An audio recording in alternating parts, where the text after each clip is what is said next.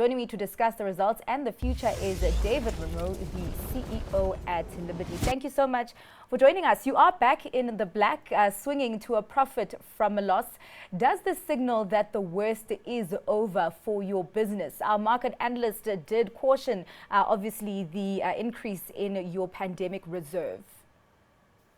Yeah, look, I think it's difficult to really have a firm view on what the future is, given there's so much uncertainty with respect to COVID-19. But if you look at our results, really, we've topped up our pandemic reserve to try and take account for everything that we know and that we can estimate may happen in the future in relation to COVID.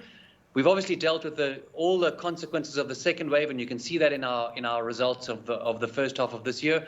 And we do think that we're moving to a much better place. We're very strong advocates of the power of vaccination. And we see, I think you can see the demonstration of the power of the private sector of South Africa coming together, delivering vaccine sites, and the momentum really building behind vaccination. And I think that's going to get this country, through the pandemic and out the other side now. Yeah, and I know the environment is still uncertain, David, but you didn't declare a dividend. When can we expect a dividend to come back? Because at least now we do know that you are on the right track, that you have charted a path to growth again. Yeah, and I actually did hear Anthea for half of the interview there. I was trying to lip read her for the other half, and I heard the dividend question.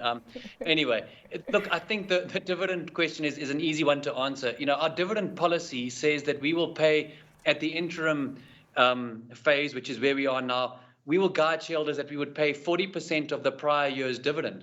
Well, in 2020, we didn't pay a dividend because we made a loss. And so it was very obvious that we should hold our resources, and we'll evaluate the full year at the end of the year once we complete the financial year of 2021. And I see in your results you've mentioned the efforts to digitize more in your business quite a lot, and you have applauded some of your efforts. And Anthea was actually even saying that she'd like to see the business move a little bit more into the future. What would you like to say on that point?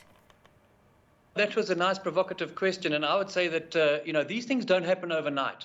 We put in place a strategy blueprint in 2018.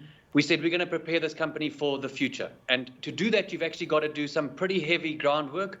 We've been working with some global partners to take the concepts that we had and to put them into action. And I'm really actually pleased to be able to say we're in the process now of executing that stuff. In the first half of this year, we delivered what we call the Advisor Workbench. It's a platform-based piece of technology that will allow our advisors to see a 360-degree view of their customers, to engage with their customers on the same platform. It's a digital platform. It'll allow our service agents to support the advisors and to engage directly with customers as well. This is modern technology. It's built by a company called Salesforce. We're doing this in collaboration with them.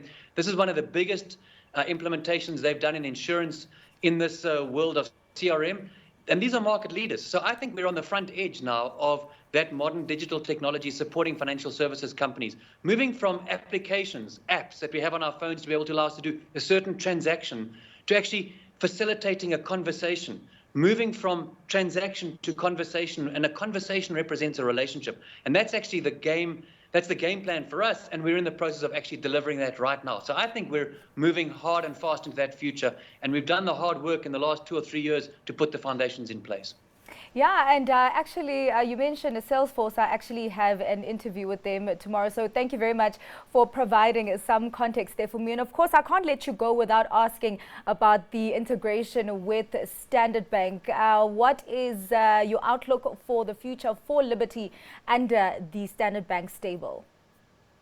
Look, I think this is a tremendously exciting transaction, both for Liberty and for Standard Bank Group, because it will really transform Liberty into a member of the integrated financial services group.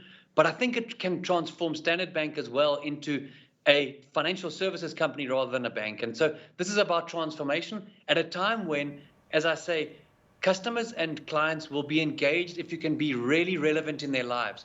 You can be relevant in their lives by bringing multiple offerings, by being vibrant on the platforms that you engage them with. The narrower the offering that you have, the less vibrant you can be, the less relevant you are, the less you will be able to conduct a conversation. The more that you have to play with, the more rich that conversation can be. And so that's how I see the integration going forward for both Liberty and Standard Bank. I think we are so well set up as Liberty to take advantage of this integration. And obviously, this is something that our shareholders still have to decide on, but we're in the process now of starting to think about, well, what is this that can be unlocked in our company if the transaction actually happens?